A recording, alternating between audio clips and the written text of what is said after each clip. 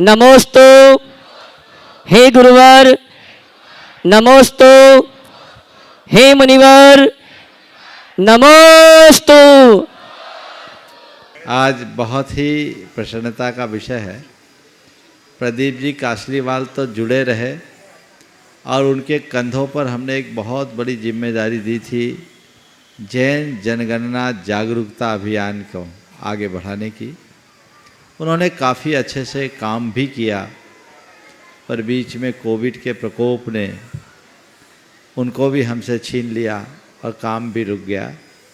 मुझे बेहद प्रसन्नता है कि प्रदीप जी के जाने के बाद, यद्यपि उनका जाना हमारे समाज के लिए और उनके परिवार के लिए अपूरणीय क्षति है, लेकिन किसी के आने जाने को कोई रोक नहीं सकता। ये एक नियति का नियम है, इसलिए हम सबको इसे स्वीकार तो करना ही पड़ेगा। पर मुझे सबसे बड़ी प्रसन्नता इस बात की है कि उनके स्थान को उनकी धर्मपत्नी पुष्पा जी ने और उनके बेटों ने ले लिया है। ये बहुत अच्छा है और मैं इस परिवार को आशीर्वाद देता हूँ कि ऐसे ही आगे बढ़कर के समाज की सेवा करते रहे। और आज इन्होंने गुणायतन से शिरोमणि संरक्षक के रूप में जुड़कर पीढ़ियों को गुणायतन से जोड़ लिया है। मैं इनके लिए बहुत बहुत आशीर्वाद देता हूँ। हाँ, बहुत सुंदर।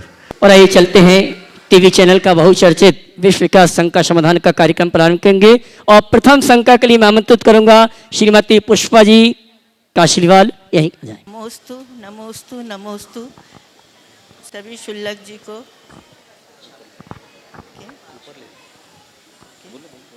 सभी शुल्लक जी को इच्छामी इच्छामी इच्छामी। महाराज जी, आपने कहा कि मैंने इनके बाद सब संभाला है, पर इतनी ना मेरे में ताकत है ना इतनी सोच थी जो इनके दिमाग में थी। पर कुछ लोगों ने, ये समाज के और सोशल ग्रुप के लोगों ने मुझे उसी जगह बिठाया कि उनकी कमी शायद पूरी हो जाए, पर ये संभव नहीं था। लेकिन मैंने अपने आप को कि उसमें कि भाई चलो पुरानी जो यादें थी वो चलती रहे ऐसे ही, और कुछ मैं समाज को देख सकूं, इसलिए मैंने ये। बहुत बहुत सुंदर बात। देखिए, बेटे की काबिलियत का पता बाप के जाने के बाद लगता है। ये कहावत हमने बुजुर्गों से सुनी है ना, तो ये बात सही है। आपने जो कहा ये होता ही है और सबके मन में ऐसा होना ही चाहिए। लेकिन व्यक्ति की योग्यता का एहसास तभी होता है जब वो कार्य क्षेत्र में उतरता है, और निश्चित आपके कार्य क्षेत्र में उतरने के बाद वो सब चीज़ें उभर कर आएगी। और मैं ये आशीर्वाद देता हूँ कि इसी रूप में उभरे ताकि समाज को एक अच्छा नेतृत्व मिल सके। बहुत बहुत एक प्रश्न है। हाँ, प्रश्न। क्या स्त्री पर्याय में क्षायिक सम्यक्त्व प्राप्त हो सकता है क्या? और अगर हो सकता है तो केवली के पादमूल में होगा या जरूरी है क्या केवली? देखिए, स्त्री पर्याय में क्षायिक सम्यक्त्व नहीं होता, पुरुष पर्याय में ही क्षायिक सम्यक्त्व होता है, और वो केवली शुद्ध केवली के पादमूल में ही होता है। नमस्ते गुरुदेव, एक छोटा सा प्रश्न मेरा भी है। गुरुदेव, इस उम्र में समाज सेवा या समाज के कार्यों में जुड़ना एक सौभाग्य है, परंतु परिवार, समाज, धर्म और व्यापार, इसमें सामंजस्य कैसे बिठाना चाहिए, इसके बारे में कृपया जानकारी दें। परिवार, समाज, धर्म और व्यापार में सामंजस्य कैसे बिठाना चाहिए? सबसे पहली बात तो जो तुमने पूछा है कि इस उम्र में हम समाज सेवा का कार्य, थोड़ा सा पीछे जाओ। तुम्हारे पिताजी जब समाज सेवा में आगे आए थे तो मुझे लगता है तुम्हारी उम्र के होंगे जब वो भारतवर्षीय दिगंबर जैन महासमिति के अध्यक्ष बने। मैं सही कह रहा हूँ? तो क्यों नहीं हो सकता?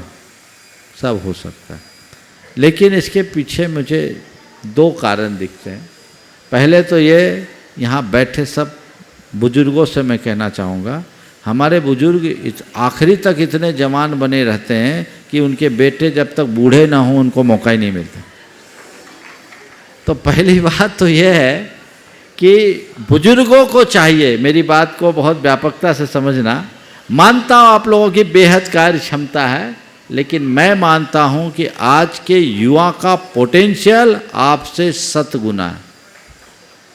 तो बुजुर्गों को चाहिए कि जैसे आपने व्यापार और कारोबार की बागडोर अपने बच्चों को सौंपा, 90% बुजुर्ग यहाँ बैठे हैं जिनका धंधा उनके बच्चे संभालते होंगे, खुद नहीं संभालते। बोलो मैं सही बोल रहा हूँ कि नहीं? हाँ, है ना? तो जब धंधे में तुमने बच्चों को लगा दिया, उसकी योग्यता देखी और बच्चे ने अपना कारोबार आपसे बढ़ाया ही होगा, घटाया नहीं है। बोलो सही बोल रहा हूँ?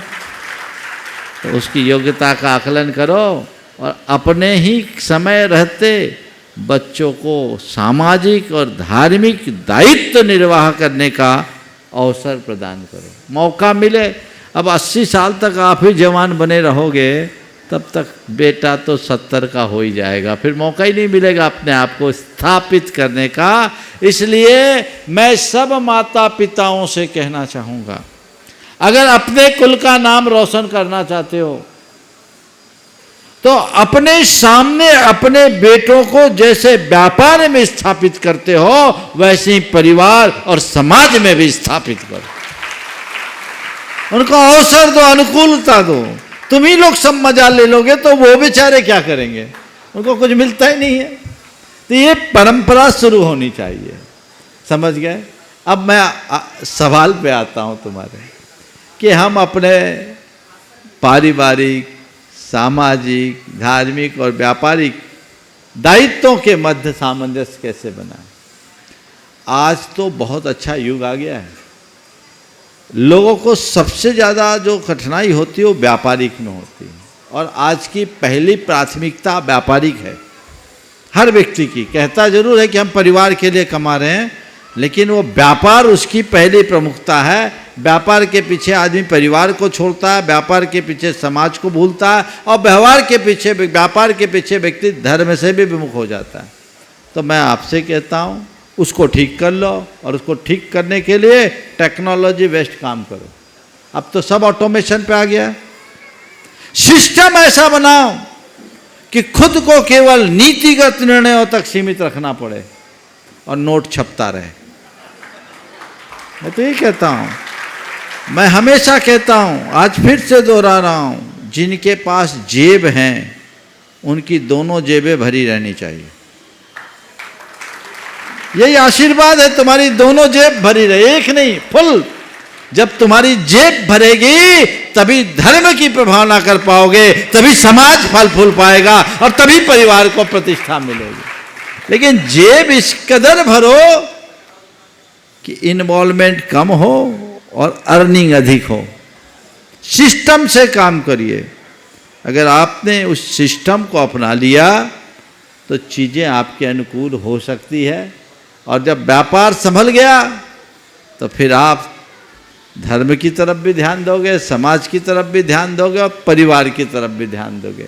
व्यापार जिसका सिस्टमेटिक है, मैं देखता हूं मेरे संपर्क में एक से एक लोग हैं धुरंधर, जिन्होंने बहुत ज़्यादा व्यापारिक प्रगति की, लेकिन आज उनके पास पर्याप्त समय है क्योंकि उनने वैसा सिस्टम बना लिया। तो हम उस सिस्टम को ध्यान में रखकर चलेंगे तो परिणाम अच्छा है। सभी को आशीर्वाद।